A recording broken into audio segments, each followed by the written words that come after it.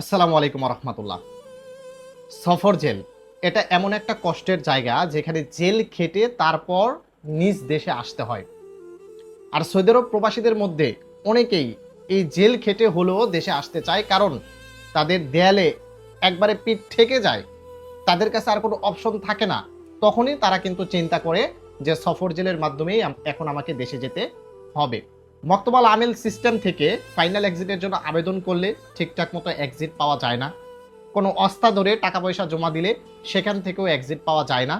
অথবা 6 মাস 1 বছর ধরে প্রবাসী ভাইয়েরা বসে আছে, কাজ নেই, বেতন পাচ্ছে না, তখনই কিন্তু তারা ডিসিশন নেয় যে আমি এখন দেশে চলে যাব এবং সবচাইতে কম খরচে দেশে যাব।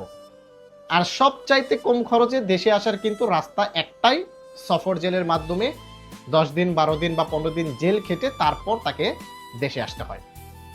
যেহেতু সামনে ঈদ উল আজহা, কুরবানির ঈদ, আর এই কুরবানির ঈদের আগে কিন্তু মক্কা সফর জেল বরাবরের মতো কিন্তু বন্ধ থাকে, যার কারণে আমরা মক্কা থেকে কিন্তু সফর জেলের মাধ্যমে লোকজন দেশে পাঠাতে পারিনি।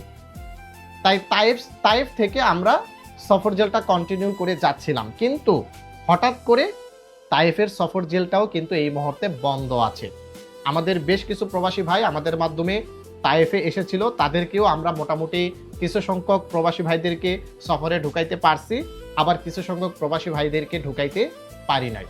তাই এই মুহূর্তে যারা প্রশ্ন করতেছেন যে ভাই সফর জেল কি চালু আছে বা কবে লাগাত চালু হবে বা ঈদের কয়দিন পর চালু হওয়ার সম্ভাবনা আছে, তো তাদের জন্য সংক্ষেপে একটা তথ্য দিয়ে যাচ্ছি।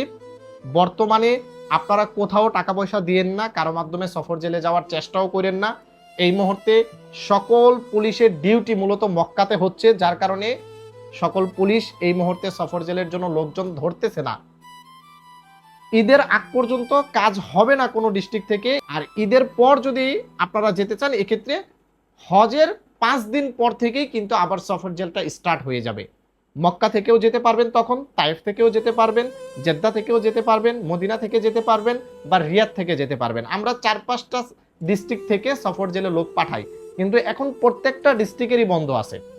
তাই যারা সফর জেলের মাধ্যমে দেশে যেতে চাচ্ছেন সবচাইতে কম খরচে, তারা এই কুরবানি ঈদের 5 দিন পর্যন্ত, অর্থাৎ কুরবানি ঈদের পর 5 দিন পর্যন্ত অফিস আদালত খোলা পর্যন্ত আসলে আপনারা অপেক্ষা করুন। ইনশাআল্লাহ আমাদের মাধ্যমে আপনারা বিশ্বস্ততার সাথে দেশে আসতে পারবেন।